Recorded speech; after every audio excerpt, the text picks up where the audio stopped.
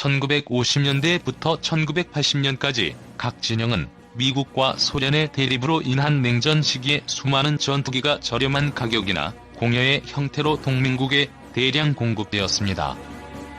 이 시기에는 상대보다 좋은 무기를 갖기 위해 어떠한 노고도 마다하지 않았습니다. 당연히 자신들이 사용할 무기의 개발과 생산이 우선이었지만 더불어 많은 수가 같은 진영에 공급되었습니다. 전투기도 그러하였는데 냉전 시기에 수많은 전투기가 저렴한 가격이나 공여의 형태로 동맹국에 대량 공급되었습니다. F-5 전투기 또한 이런 의미에서 개발된 보급형 저가 초음속 전투기입니다.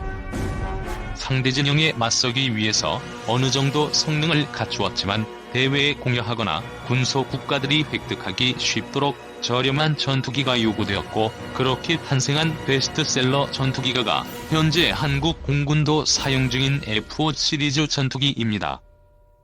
1958년 말 실전 배치된 미그-21은 무장 탑재량과 작전 반경이 작지만 기동력이 뛰어나고 초음속으로 비행할 수 있는 소련제 전투기입니다.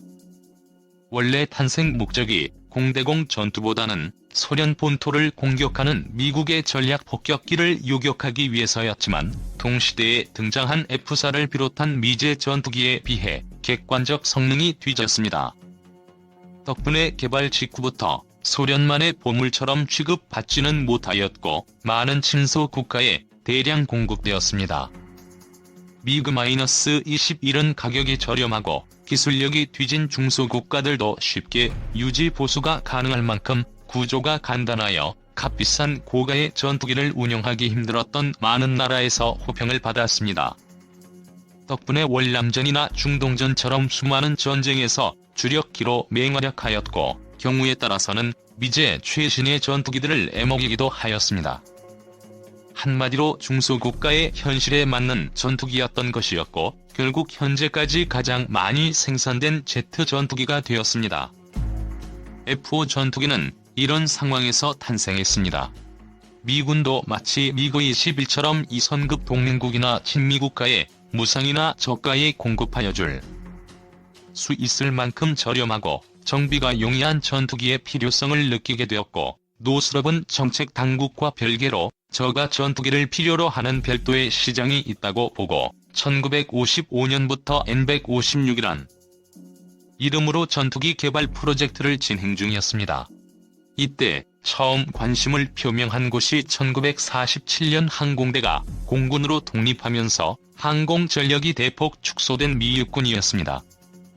그들은 지상군을 근접해서 엄호할 전투기를 원하였던 것인데 육군의 고정입 항공기 보유와 운용이 불화되면서 불발로 끝났습니다.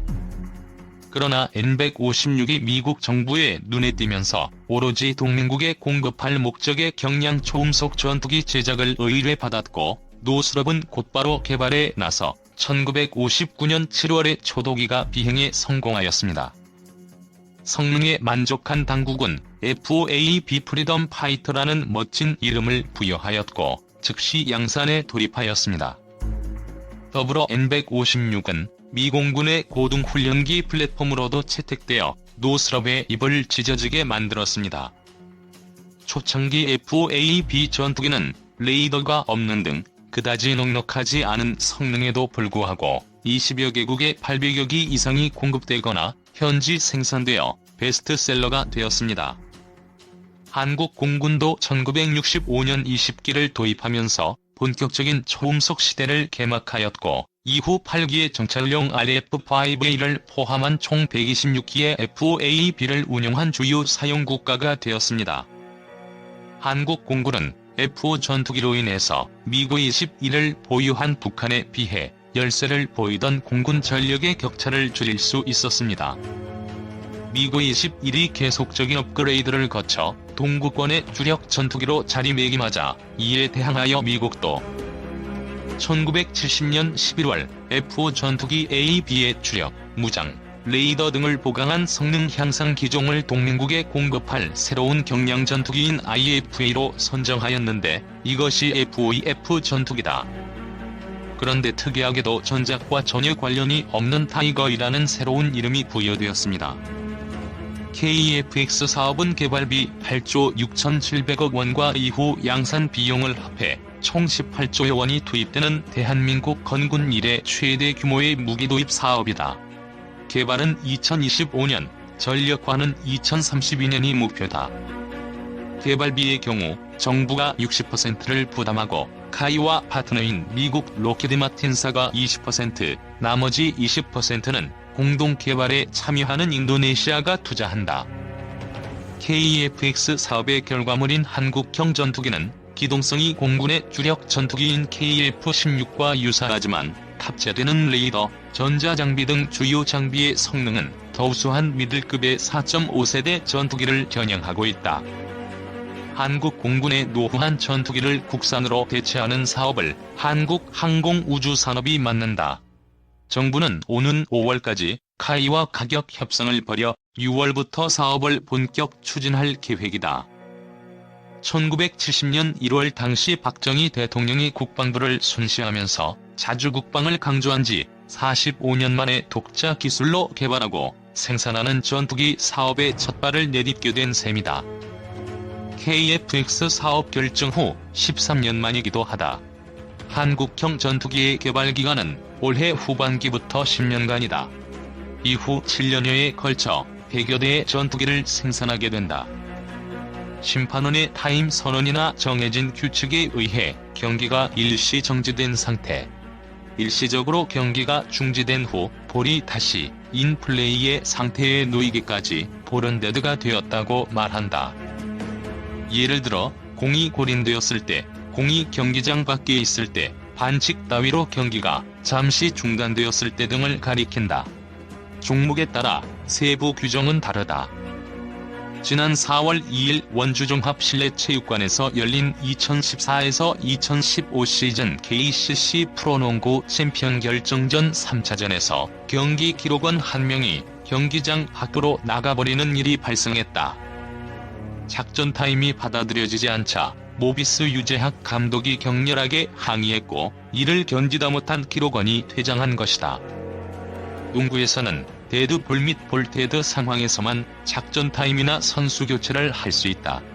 이번 사태의 원인으로 프로농구연맹에 일관되지 못한 규칙 적용을 꼽는 사람들이 많다. F-5 전투기는 1972년 초도 비행에 성공한 후 총 1399기가 미국 및 여러 나라에서 라이선스 생산되었습니다. 1991년 발발한 걸프 전쟁에서 다국 적군 소속으로 100여 기가 동원되어 전장 차단 및 지상군 근접 지원 임무에 투입되어 많은 성과를 올리기도 하였습니다. 우리나라는 1974년 미국을 통해 월남 공군이 사용하던 19기의 F-5를 이전받으면서 최초 사용국 중 하나가 되었습니다. 한 발 더 나가 1982년에는 라이선스 생산에도 나섰는데 이것이 바로 KF-5 전투기 EF 제공으로 현재도 수량으로 한국 공군 전술기의 상당 부분을 차지하며 계속 사용 중입니다.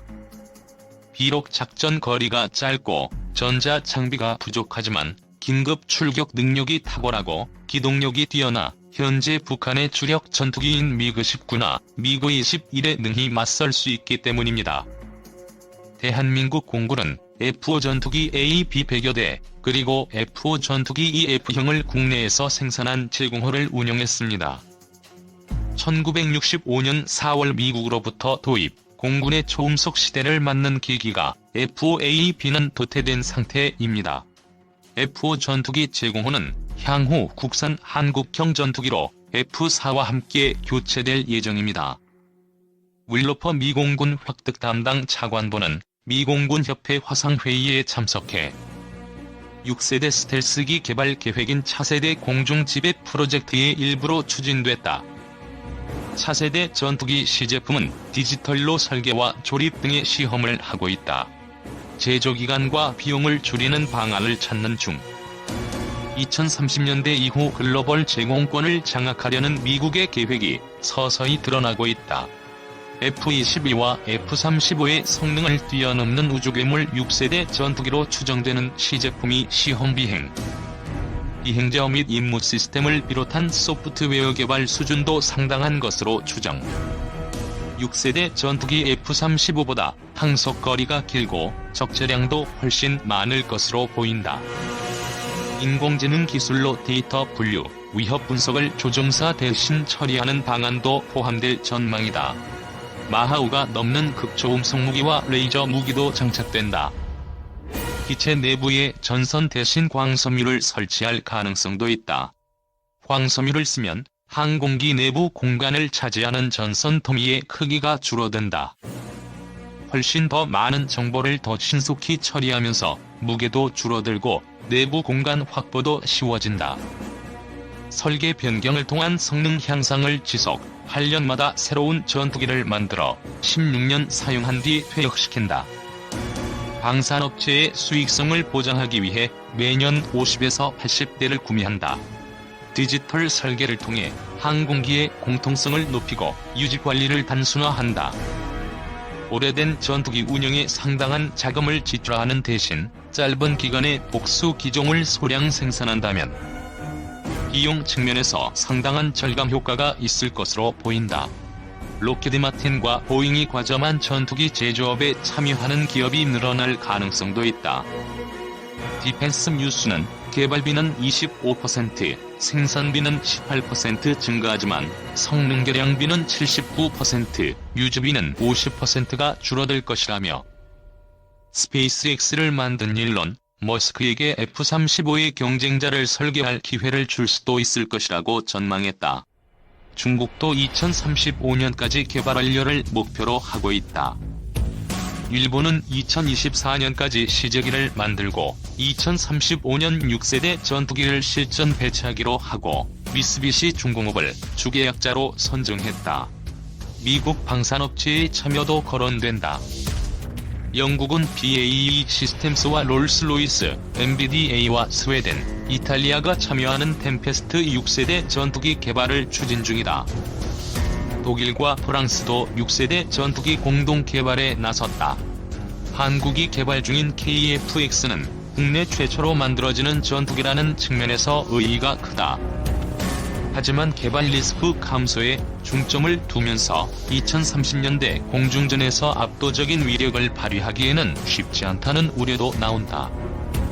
신형 전투기 개발에 20여 년이 소요된다는 점을 감안하면 지금부터 6세대 전투기에 관심을 기울여야 한다는 지적이 나오는 이유다.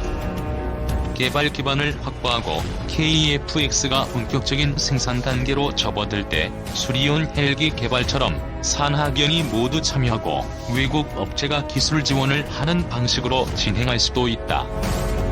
시행착오를 줄이고 선진국의 기술 추세를 확인하는 차원에서 유럽의 6세대 전투기 개발 프로그램에 참여하는 방안도 가능하다.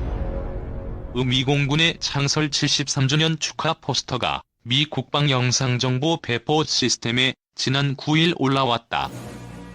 DVIDS는 미 국방부와 각군이 홍보 목적의 사진, 동영상을 대외 공개하는 웹사이트다. 이 포스터엔 신형 전투기가 위에서 내려다 본 모습으로 그려졌다.